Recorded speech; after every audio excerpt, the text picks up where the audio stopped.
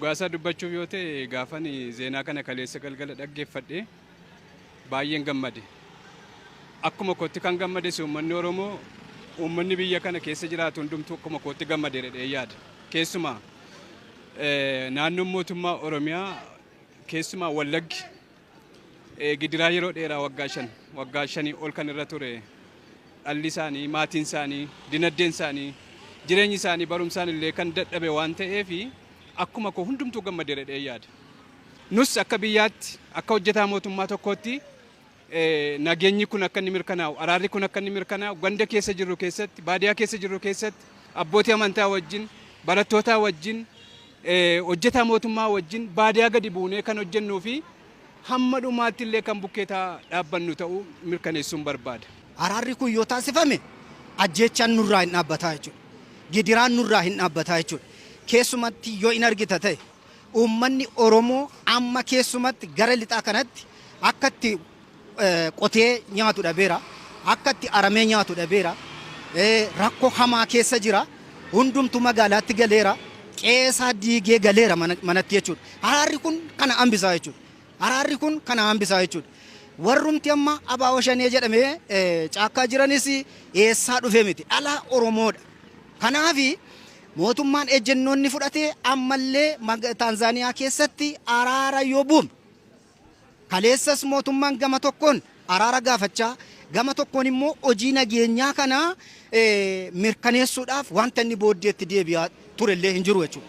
Kanaaf ammallee in araaramna nagaa hawaasa kanaa in uumna yoo araaramne misooma biyya kanaa misoomi biyya kanaa dinagdeen biyya kanaa in ka'a nageenya biyya keenyaaf in buufna jedhee karoorri mootummaan amma qabatee jiru kun yaada uummata Oromoo bichaa utuu hin ta'in yaada sabaaf sablammoota Itoophiyaa keessa jirudha waan ta'eef yaadi mootummaa fudhatama qaba waan ta'eef yaada uummata Itoophiyaati waan ta'eef yaadi araaraa kun cimee itti fufuu qaba.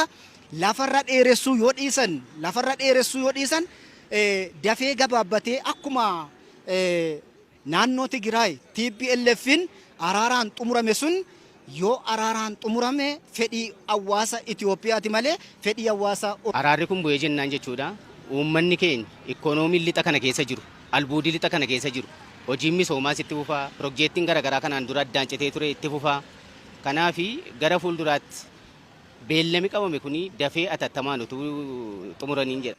Nama gurguddaa nama beekaa dhabne qabeenya baay'ee dhabne kasaaraan nurra ga'e kasaaraa salphaa miti. Araarri jedhamu kun cimeetti fufuu danda'uu qaba. Mootummaan gara balleessa ta'uu qaba. Haaloo qabachuu hin qabu. Ammas wanni godhamaa jiru gaariidha.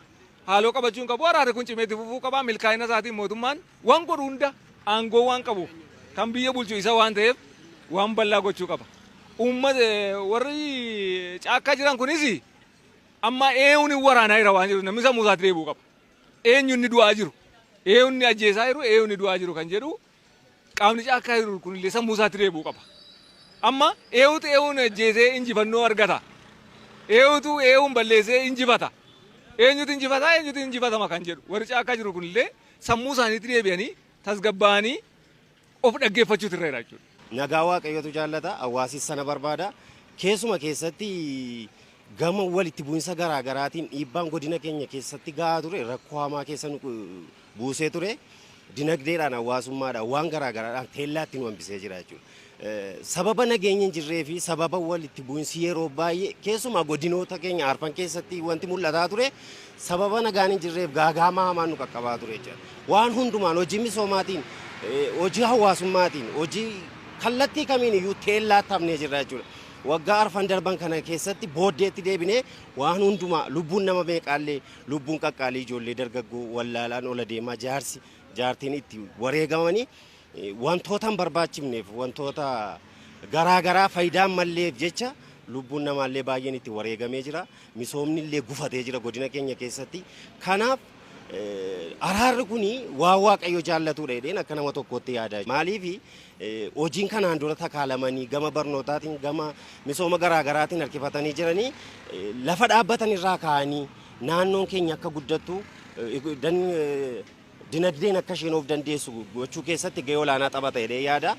Kanaaf nus akka hawaasa tokkootti qaamoleen garaa jiran qaami hawaasaa hundumtuu lafa jiru dhaabbatee tumsa barbaachisaa godhu galma gahinsa araara kana akka tumsu mootummaa cina dhaabbatee namni lafa jirutti abbootii amantaas haa ta'u qaami kamiyyuu hawaasi garaa mootummaa cina dhaabbatee araarri kun nageenyi kun bu'ee akka inni galma gahu hundumtuu tumsa isarraa barbaachisu akka inni taphatu dhaamuu barbaada.